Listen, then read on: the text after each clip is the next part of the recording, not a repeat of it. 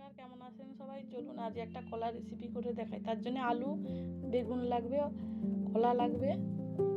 মশলাতে আদা জিরে বেটে নেবে ভালো মিক্স করে।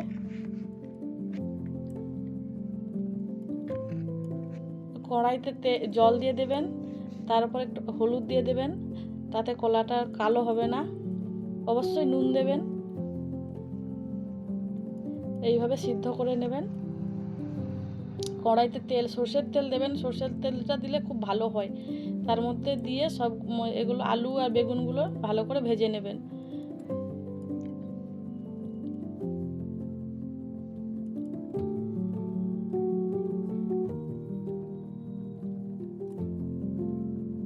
এর মধ্যে মশলাগুলো দিয়ে দেবেন, হলুদ দেবেন, লঙ্কা গুঁড়া দেবেন, আদা বাটা জিরে বাটা যে দিয়েছিলাম ওইগুলো সব দিয়ে দেবেন। ভালো করে কষিয়ে নেবেন। এর মধ্যে কলাগুলোও দিয়ে দেবেন।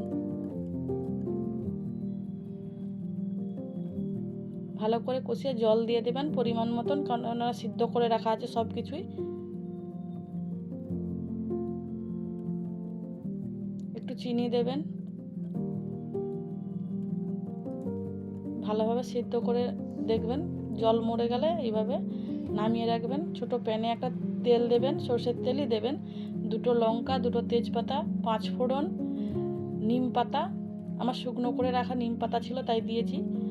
দিয়ে এটা কড়াতে বসিয়ে দেবেন। একটু পরে ভালো করে নাড়াচাড়া করে রেখে দেবেন। দেখবেন ভালো লাগবে খেতে।